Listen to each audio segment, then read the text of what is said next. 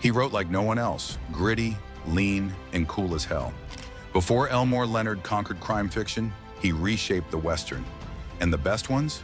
Hollywood almost buried them.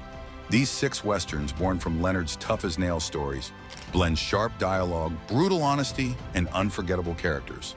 Stick around, because we're digging up the 6 best Westerns ever adapted from Elmore Leonard's work.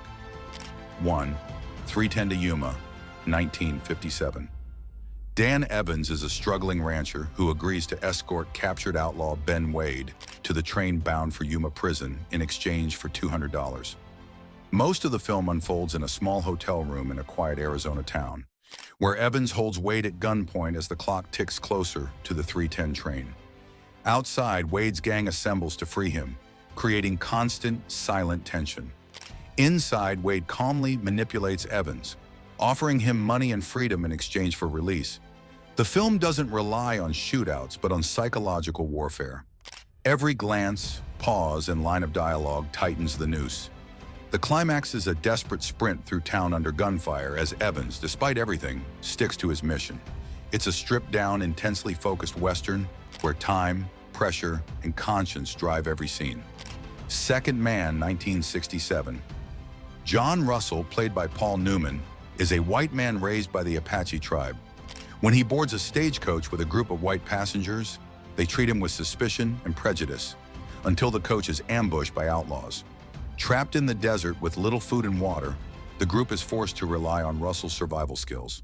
A corrupt Indian agent has stolen money that the outlaws want back, and now everyone is a target. One by one, their masks of civility drop. Russell remains calm, cold, and brutally efficient, choosing to protect even those who despised him. His final act, risking everything to save a woman and child, turns him into a reluctant hero. 3. Valdez is Coming, 1971. Burt Lancaster delivers a powerful performance as Bob Valdez, a quiet Mexican-American constable in a dusty border town. At first, he's a man of peace, respected by few, ignored by many. But when he's tricked into killing an innocent black man by a ruthless and wealthy rancher named Frank Tanner, Valdez tries to seek justice. He asks Tanner to offer compensation to the dead man's widow, just $100. Instead, he's tied to a wooden cross and left for dead in the desert. But Valdez survives. What follows is a transformation. No longer the soft-spoken lawman, Valdez re-emerges from the barren hills with a shotgun, an old cavalry uniform, and the determination of a man wronged. He begins picking off Tanner's men one by one, forcing the powerful rancher to confront the consequences of his cruelty. But this isn't a mindless revenge spree. Valdez doesn't kill unless absolutely necessary. He gives warnings, shows mercy, and demands only fairness. His haunting refrain, "Valdez is coming," spreads like wildfire. The film is stripped down and ruthless, building suspense through silence, isolation, and moral weight. And by the final shot, you feel every step of his quiet war. The Tall T, 1957. In The Tall T, Randolph Scott plays Pat Brennan, a former ranch hand turned drifter who finds himself in the wrong place at the worst possible time. While hitching a ride on a stagecoach, he's taken hostage by a trio of bandits led by the eerily composed Frank Usher, played with chilling understatement by Richard Boone. The outlaws have no interest in robbery. They're holding a newlywed woman for ransom, and they plan to kill everyone once they get paid. What makes this Western so unnerving is the quiet menace. Boone's character isn't wild or unhinged. He's polite, soft-spoken, and completely lethal. Brennan, meanwhile, is stuck trying to find a way out while protecting the frightened woman whose husband has already been casually murdered. As the tension builds, the story shifts focus, not to gunplay, but to character. Brennan, once directionless, is now faced with a choice: abandon the woman to save himself, or risk everything to redeem himself. Based on Elmore Leonard's short story, The Tall T strips away all excess.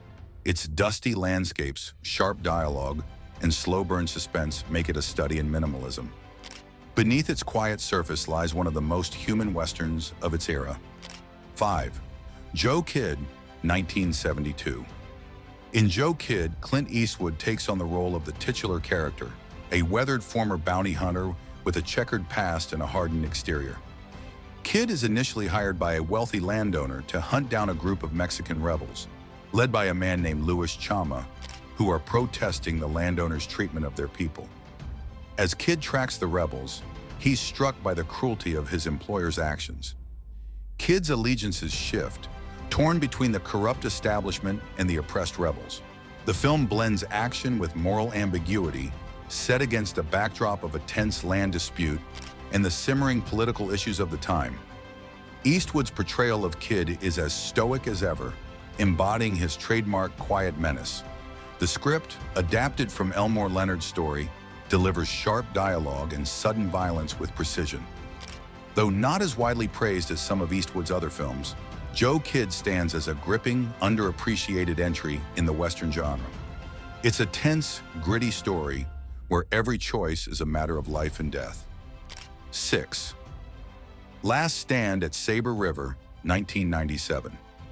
In Last Stand at Sabre River, Tom Selleck plays a Confederate veteran, Paul Cable, who returns home after the Civil War to find his land has been taken over by Union sympathizers. As Cable struggles to reclaim his home, he's caught in a web of post-war tensions, with old loyalties and new enemies threatening his family's future. The film unfolds slowly, focusing on Cable's internal struggle as he is forced to navigate a divided, still volatile world. Selleck's performance brings depth to the character of Cable, portraying him as a man bound by honor, but also desperate to restore a sense of normalcy. The film captures the essence of Elmore Leonard's storytelling: quiet moments of tension, moral decisions, and a man struggling to find justice in a broken world. The action is sparse, but when it happens, it's impactful, never overshadowing the character-driven drama at the heart of the story. Although it didn't receive widespread attention upon release, Last Stand at Sabre River stands as a solid Western with Leonard's signature themes: honor, code, and the complex gray areas of justice. It's a hidden gem worth watching, especially for fans of Westerns with substance. Which of these Elmore Leonard adaptations hit you the hardest? Did we miss your favorite? Drop your thoughts in the comments, hit that like button, and share this with a fellow Western fan.